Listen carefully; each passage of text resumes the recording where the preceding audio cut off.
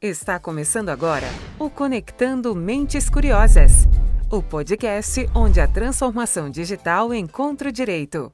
No ar, mais um Conectando Mentes Curiosas, o seu podcast sobre tecnologia, inovação e direito. Eu sou Fabrícia Coplin e eu faço parte do time trabalhista aqui do escritório PG Advogados. E hoje eu estou aqui com vocês para falar sobre compliance em ambientes não regulados. Mas eu não estou sozinha hoje, vou apresentar para vocês quem mais está aqui para falar sobre esse assunto. A minha primeira convidada é uma referência quando falamos sobre relações de trabalho e digital. Ela é quem cuida dessas áreas aqui do escritório. Seja muito bem-vinda, Érica de Mello. Obrigada, Fabrícia. É um prazer essa sua estreia aqui conduzindo o episódio. Eu tenho a honra de trabalhar com você todos os dias, então é muito bom participar desse episódio em que a gente vai falar desse tema tão bacana. Não vou dar spoiler da nossa convidada aqui, né? Porque você vai apresentar agora para todo mundo. A minha segunda convidada é uma especialista em compliance, que nos últimos anos se dedicou a aplicar os seus conhecimentos de compliance ao universo da tecnologia. Hoje, ela é a Chief Compliance Officer de uma grande empresa de tecnologia. Seja muito bem-vinda ao podcast, Isabela Elias Sarmento. Obrigada, Fá, obrigada, Érica. É um prazer estar aqui com vocês. Eu estou muito animada com essa conversa, porque é um tema de muita relevância para todas as empresas. Isabela, você tem uma longa trajetória no compliance. Conta um pouquinho para a gente como que é a sua história. Bom, são 20 e poucos anos de carreira. Eu comecei no Unibanco, né, que hoje é Itaú, e comecei com controles internos, comecei com analisando operações suspeitas de prevenção à lavagem de dinheiro. Fui crescendo, passei pelo Banco GE, Banco Société Générale, e em 2015 veio uma proposta para migrar do universo financeiro, ainda dentro do universo financeiro, sair do setor de bancos e ir para o ambiente de seguros. Fui para uma resseguradora, fiquei lá por mais uns 5, 6 anos, e daí foi a primeira vez que eu tive a oportunidade de assumir uma posição regional, né? Porque até então eu só cuidava de Brasil, e aí comecei a olhar para outras regulamentações, outras jurisdições além de Brasil. Isso foi muito bacana. Nesse período também veio a LGPD, né, que veio em 2019, né? 2018 veio a GDPR, e por conta da lei europeia a gente teve que mudar todos os processos aqui no Brasil, porque os processos eram globais para atender a norma europeia. Então, foi muito mais fácil quando veio a LGPD. E aí, depois da Suíça, eu saí, fiquei um ano fora, tirei um ano sabático e voltei já para um outro desafio completamente diferente, que foi migrar para o mundo da tecnologia, que é realmente bem diferente do mundo regulado. E essa sua passagem pelo mercado de seguros, quando ainda não existiam regulamentações sobre proteção de dados, sobre privacidade, como foi para você enfrentar esse desafio nesse momento? Foi bem complexo, porque os reguladores, na verdade, todo o sistema legislativo é moroso, né? Eles não tomam decisão rápido, eles não implementam regras com muita rapidez. E a mesma coisa aconteceu com proteção de dados.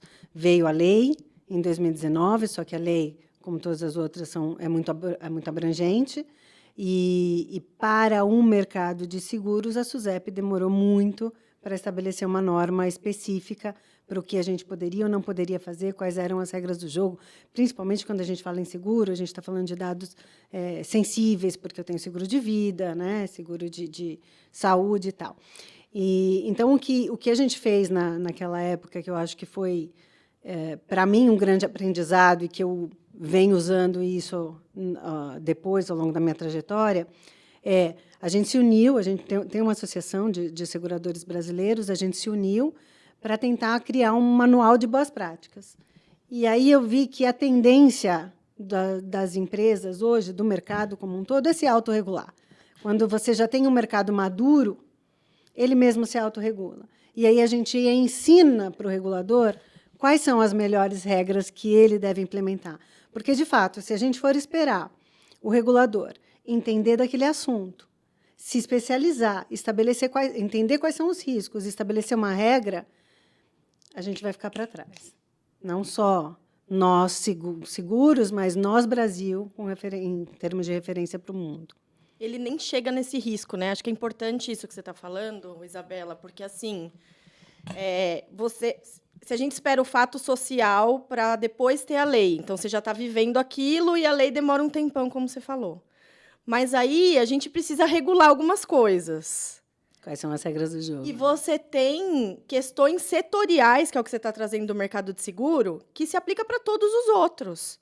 Né? Seguros é uma questão, mas ainda assim, se a gente descer mais um nível, você falou aqui de seguro de vida, você falou de seguro-saúde, que é outro ambiente totalmente regulado, questões de saúde, né? E que tem questões setoriais que, se você ficar à mercê de uma legislação que é sempre muito mais genérica e ampla, ela não se executa na prática, aquela regra, né? E a mesma coisa que você tem, o universo não regulado é um problema, mas o universo regulado demais também é um problema, porque é isso que você está falando, né? Você tem a SUSEP, você tem outros reguladores, não é um único. Então, se uma regra conflita com a do outro, você não sabe para quem você tem que atender. Então, é melhor, é mais eficiente quando você mesmo estabelece as regras. Você, que eu digo, o mercado, né? Sim. Porque você fica até com mais força para ir para o regulador e falar, olha só, não sou eu que estou dizendo, são todas essas seguradoras de grande porte aqui que sentaram e definiram essas regras como melhores práticas. E hoje o compliance passa por um novo desafio, certo? Que é regular a inteligência artificial. Como que você se vê dentro desse desafio hoje? Inteiramente dentro dele. Ela até respirou fundo para responder essa. Eu acho que a inteligência artificial ela é um movimento que, ao contrário do que a gente vende até da implementação do compliance, que tem que ser top-down, é uma cultura, eu preciso convencer os investidores, os acionistas de que isso é importante, e aí a gente estabelece uma cultura de compliance. A inteligência artificial fez o caminho oposto.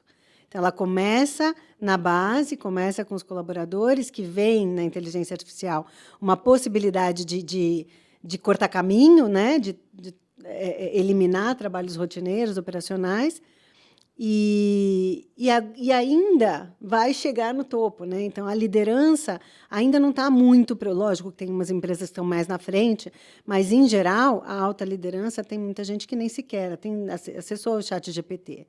Então, acho que o nosso desafio em compliance agora é como é que eu vou estabelecer uma governança nisso tudo? Como é que tá bom, eu já entendi que ela veio e que ela vai ficar, mas como é que eu estabeleço regras que protejam a minha organização? Né? Como é que eu vou garantir que o sistema que está sendo desenvolvido, que o software que está sendo desenvolvido, que trata de dados pessoais, ele vai tratar dados pessoais com ética? Como é que eu vou garantir que o meu funcionário que está usando o ChatGPT para resumir um relatório não está inserindo no ChatGPT informações sensíveis? Porque o ChatGPT, e estou falando de ChatGPT, nem deveria, porque ninguém está pagando para a gente, ninguém está patrocinando a gente.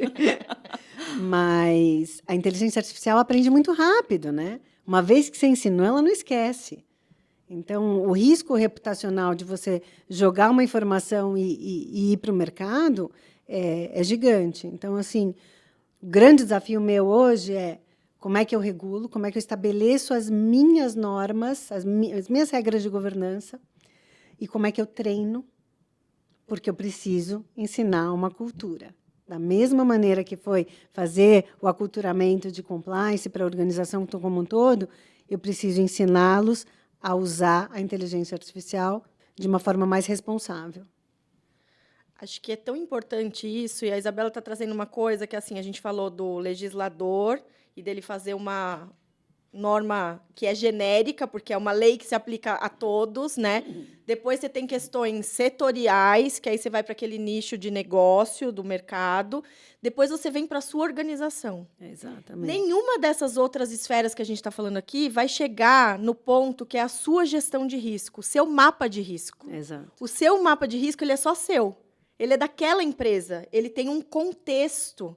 E o seu apetite ao risco Exatamente. é só seu, né? Exatamente. Você pode pegar todas as empresas de de, sei lá, todas as instituições financeiras do mundo. Um mapa de risco pode ser similar até, porque os riscos, a exposição é muito similar, mas o apetite, o quanto um investidor, o quanto o acionista está disposto a correr daquele risco, é diferente. E que vai casar com o meu planejamento estratégico, que também é diferente. Exatamente. Com o meu mecanismo de governança, que também é diferente. Então, não existe one size fits all. Não existe. Exatamente. Ninguém vai poder vender a receita do bolo, né? A gente consegue compartilhar a experiência. E acho que isso é muito bacana, porque quando você fala também de treinar, de trazer, e que a inteligência artificial veio ao contrário, e realmente é isso que a gente está vivendo, acho que já existe uma preocupação muito forte do mercado de que a regulação também não empate o negócio, assim, precisa ir para frente. Né? Então, eu não posso regular a ponto de inviabilizar a evolução da inteligência artificial. Mas é legítima também a preocupação da ética que você também trouxe. Né? E ética é um negócio que parece tão óbvio há alguns anos, inclusive desde que ficou muito mais forte a história do compliance, né? A questão de trazer o compliance, que parece que tudo é ética. Né? Mas, assim, é uma coisa que a gente precisa falar sobre isso e discutir, porque você trouxe também a questão da reputação, e a gente vê hoje inteligência artificial generativa, é o que você falou, ela aprende muito rápido. Só que ela aprende de acordo com alguém que está ensinando, com algum dado que ela pegou ali, e aí a gente está começando a ver questões discriminatórias, né? A gente tem histórico de mercado que também atinge a reputação, às vezes, de uma forma inesperada. Isso é gestão de risco. E os dados que a inteligência artificial tem são dados, acho que 80, é um percentual extremamente alto, eu já ouvi isso, não sei, não vou saber repetir, de homens brancos. Isso. Então, ou seja, a mulher já é minoria. Os dados que a inteligência artificial tem de mulher já é minoria. Então, você vê que a inteligência artificial também já vem enviesada. Né? Porque ela olha para a tendência do que ela aprendeu, ela não tem outro viés. Né? E aí a interferência humana. Tanto que, na GDPR, você tem a questão da revisão humana das decisões tomadas pela inteligência artificial, dos dados que ela cria. Por quê? Porque tem que ter ali algum caráter de revisão para isso. Né? É o que a gente está falando, é artificial. Eu falo isso em todos os treinamentos que a gente dá nesse sentido. Eu acho que, para mim, a regra de ouro, quando a gente fala em inteligência artificial, tá bom, você usa, mas revisa. Não assume como correto, porque você não sabe o que vem dali, às vezes. E eles é igual estagiário que não sabe falar que não sabe, sabe? Aquele profissional que chega, ele não fala que ele não sabe, ele vai te dar uma resposta. Pergunta, principalmente de direito, você pergunta uma coisa que ele não tem ideia, ele elabora a resposta. Quer dizer, a maior besteira do mundo, mas ele elabora com convicção. E a inteligência artificial também, né? A gente tem os cases já de inteligência artificial que inventou jurisprudência, né? Tem cases graves aí. Os Estados Unidos tá lá, eles estão lidando com isso, né? E aí a pessoa, é o que você falou, eu revisei? Não, eu parti do pressuposto que o que a inteligência artificial me deu era correto, e aquela jurisprudência nem existia. Ela simplesmente falou, eu disse, eu tenho um problema e eu preciso de uma decisão que confirme que a minha tese está certa. Ela fez. Isso eu acho que a regulamentação precisa vir pesada, sabe? Você não pode assumir como certo, né? É a mesma coisa do carro autônomo. Se o carro autônomo atropela uma pessoa, quem é que vai ser responsável? Vai ser o carro? Quem vai ser preso, né? Então, assim, isso eu acho que a regulamentação tem que vir. E tantas outras frentes, né? Direitos autorais que estão sendo discutidos pelas criações da inteligência artificial. Mas acho que daí é onde a gente entra na inteligência natural, né? Que é o que você está falando do treinamento e tal. Precisa coexistir a inteligência artificial e a inteligência natural, as pessoas ali, para a gente criar essa regulamentação sem impactar o avanço, mas também capacitando, porque acho que também tem um gap muito grande hoje da sociedade em si, das pessoas, de entender o que é a inteligência artificial e os riscos que estão envolvidos. De eu colocar uma informação confidencial, por exemplo, numa inteligência artificial para obter a resposta que eu quero. É o que você falou. Eu não sei entregar aquilo que o meu chefe está me pedindo, então eu vou lá, pego aquela informação que eu tenho, pego o que foi perguntado, jogo na inteligência artificial para ver o que ela me fala. Só que a inteligência artificial não tem responsabilidade sobre aquilo. E é tão cintilante, né? Tão brilhoso os benefícios da IA, que você não olha para os riscos. O funcionário que está ali na ponta e que precisa entregar um relatório, que ele precisa de agilidade, ele não se preocupa em excluir as informações sensíveis, ele não se preocupa em excluir os dados pessoais, ele manda. Mas e a liderança? Como que a liderança está tratando isso? Ele está olhando para esses riscos, para esses futuros riscos que podem ocorrer durante esse processo? Então, eu acho que aí é que entra o compliance.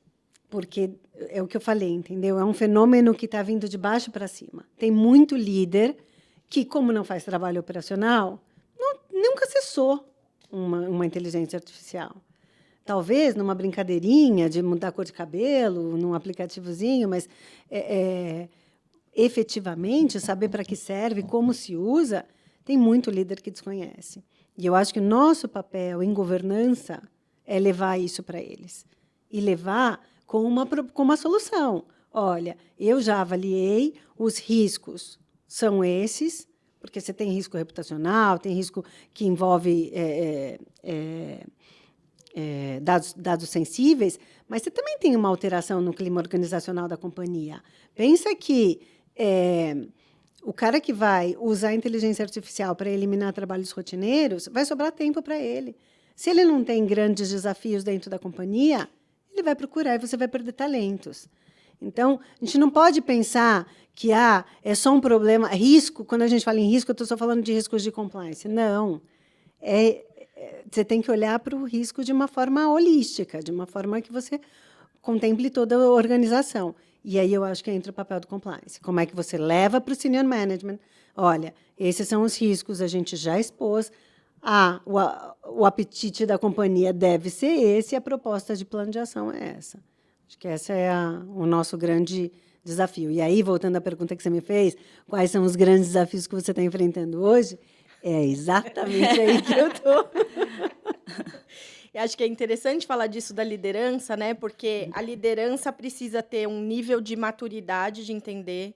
Acho que um dos desafios que compliance passa também, pelo que a gente vê nas empresas e quando a gente faz projetos de consultoria que envolvem a liderança, é que eles sejam capacitados a enxergar o risco no dia a dia.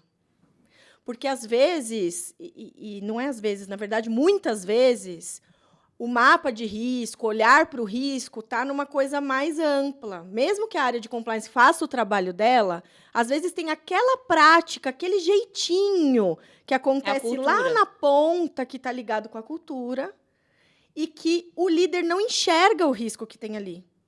Ele encurta um caminho, às vezes, de fazer alguma coisa que para ele é boba. A gente já teve casos até discutindo LGPD, que era a questão assim, eu mando uma planilha com os dados para o e-mail pessoal. Teve caso de justa causa, que a gente discutiu aqui em outros episódios, justa causa porque o empregado enviou para o e-mail pessoal uma planilha com todos os dados pessoais de um monte de funcionário da empresa, né?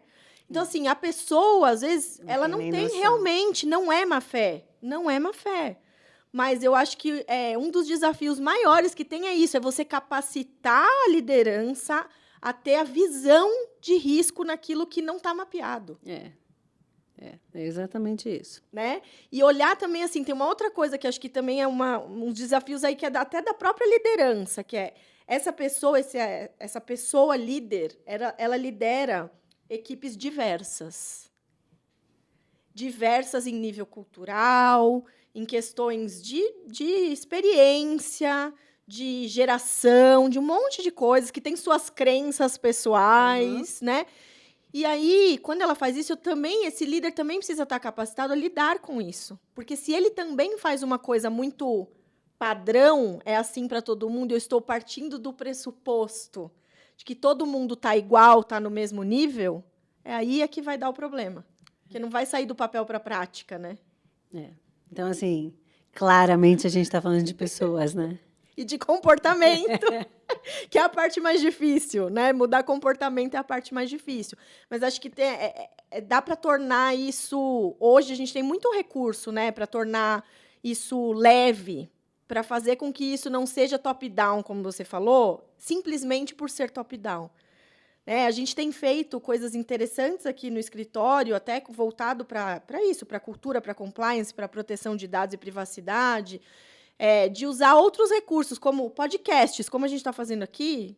Faz podcast com as áreas para elas fazerem perguntas do dia a dia delas e o especialista, seja do compliance, seja de privacidade e proteção de dados, responder e aquilo ser utilizado pela organização.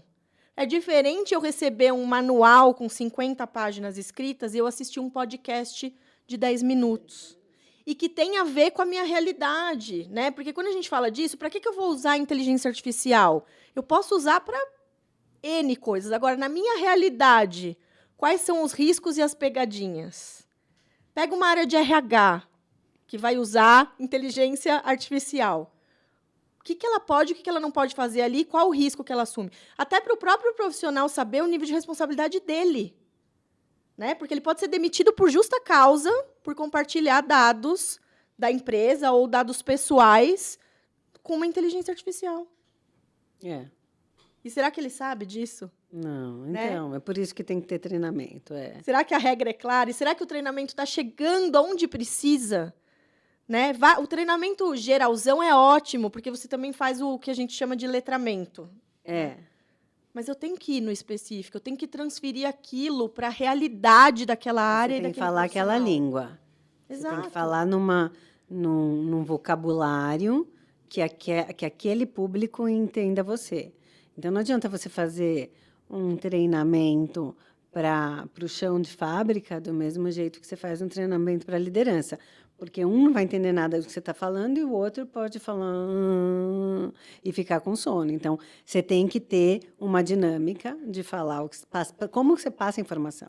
Porque o nosso papel em dar treinamento não é só cumprir minha planilha, eu tinha que fazer 15 treinamentos no mês, eu fiz e está aqui. Não, você precisa passar a mensagem. Você precisa garantir que aquela pessoa entendeu o que você quer passar.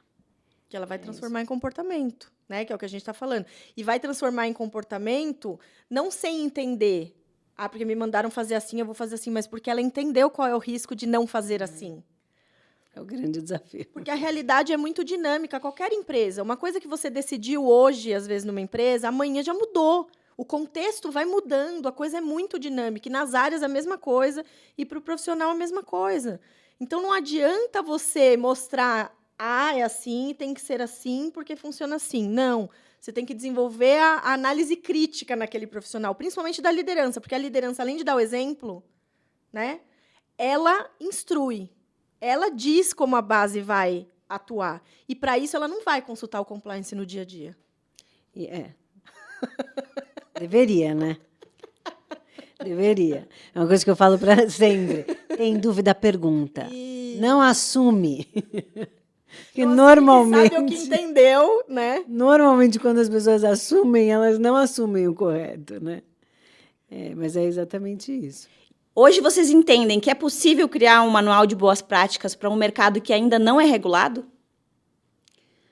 Quando a gente fala de um mercado não regulado, tem uma série de outras coisas, né? Por exemplo, compliance. Só a área de compliance, numa instituição financeira, ela é mandatória, né? Então, numa empresa de tecnologia, não é, né? Então, aí já começa diferente.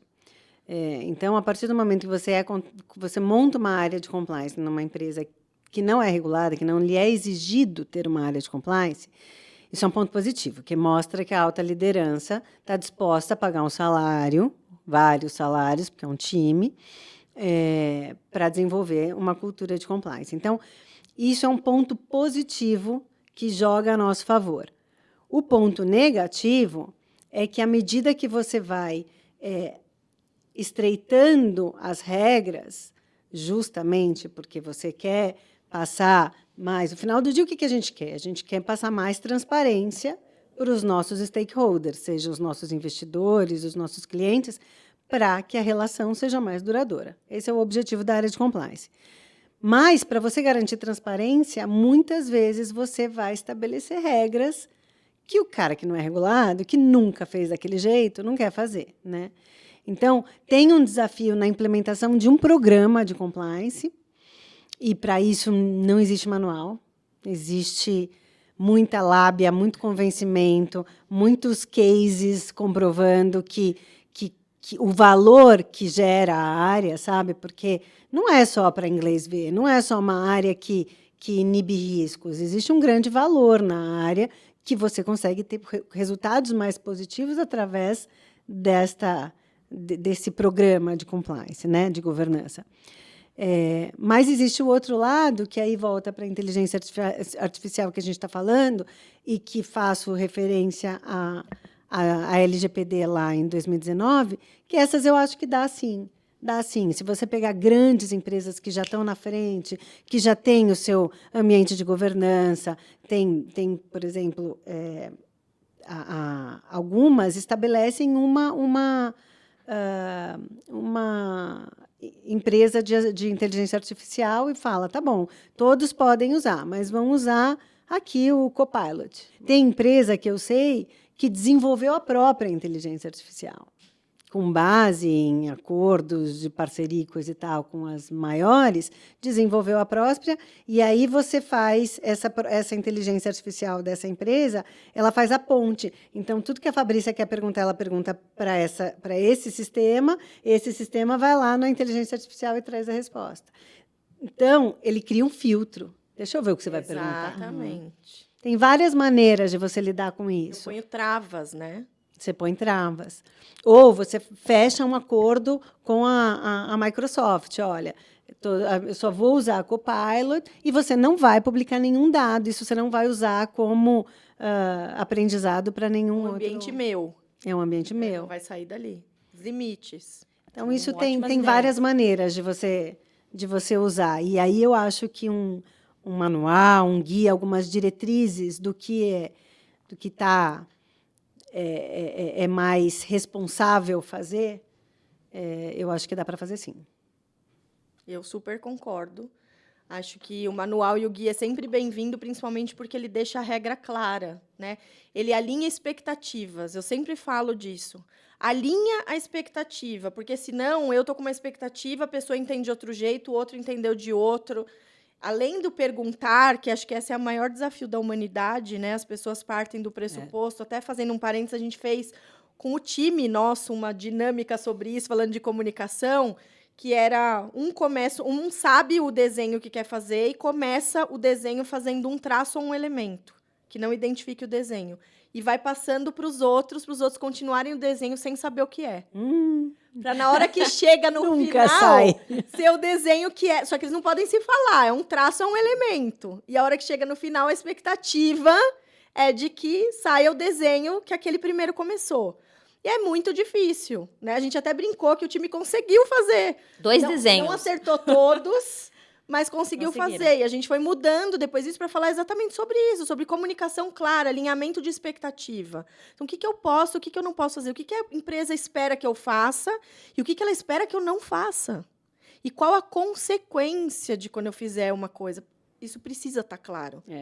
Né? Isso precisa estar claro, principalmente quando a gente tem um cenário que não tem uma legislação específica para aquilo, principalmente quando a gente está diante de um público diverso dentro de uma empresa, que é o normal, né? Exato. E quando eu estou numa coisa nova, porque chama atenção, aquilo chama atenção, as pessoas querem experimentar, as pessoas querem fazer, elas são instigadas a fazer. E se eu não deixei nada claro, eu não posso cobrar. Eu não posso cobrar. E o manual, como você está falando, Fabrício, assim, ele é vivo. Né? Então, constrói. Não queira fazer a grande enciclopédia do mundo no primeiro manual. Vai construindo, faz FAQ, faz chatbot para quem é de tecnologia, né? Faz chatbot para incentivar. Já que a pessoa quer usar a inteligência artificial, se ela tiver um chatbot, ela vai começar a exercitar o perguntar para ver o que vem de resposta. Ensina a fazer a pergunta certa. Então, assim, tem tanta coisa que é bacana, que é dinâmica e que é um manual, mas acaba sendo um manual de uma forma mais gamificada, vamos dizer assim. Porque aí sim você vai mudar comportamento. Aí você vai conseguir ter dentro da organização a conformidade que você espera. Aí que o compliance sorri. Né? Quando ele faz a auditoria, né? Ele olha lá para as linhas de defesa. A mensagem ele faz chegou. a auditoria e fala, chegou. É isso. Né? Chegou. O telefone sem fio, a mensagem chegou lá na ponta. Chegou da forma como tinha que chegar, não isso. chegou O torta. desenho saiu, entendeu? O desenho saiu. Era uma casa e saiu uma casa, né? A gente teve uns que eram um pouco diferentes, né? Era um elefante, saiu um ônibus, tinha umas coisas esquisitas. E isso acontece quando a comunicação não é funciona. clara, não é transparente. Então, o manual acho que é para isso. E quando a gente pensa no manual, a gente precisa sair da caixa. De não pensar que eu preciso de um manual necessariamente escrito, que é só aquele manual escrito. Eu posso ter e devo ter normas escritas, mas eu também posso hoje ter outros recursos para aquele manual funcionar de uma forma mais interativa. Como podcast. Como um podcast. Como um podcast. Né? Legal. Então, é isso. Acho que essa dá para fazer e dá para fazer muita coisa. Né? Que funciona. E eu acho que é o mais importante agora. É como é que você cria um manual de boas práticas, como você estabelece a governança interna e estabelece as regras do jogo para os seus colaboradores. E aí a linha... Na vida adulta, a gente fala linhas expectativas. Com as crianças, a gente fala, vamos fazer combinado. Isso. Mas desde criança, a gente tem esse problema de comunicação, né? E funciona, né? E, assim, tem mais um ponto aqui que acho que é importante a gente falar, que eu também não posso olhar só para as linhas da minha organização.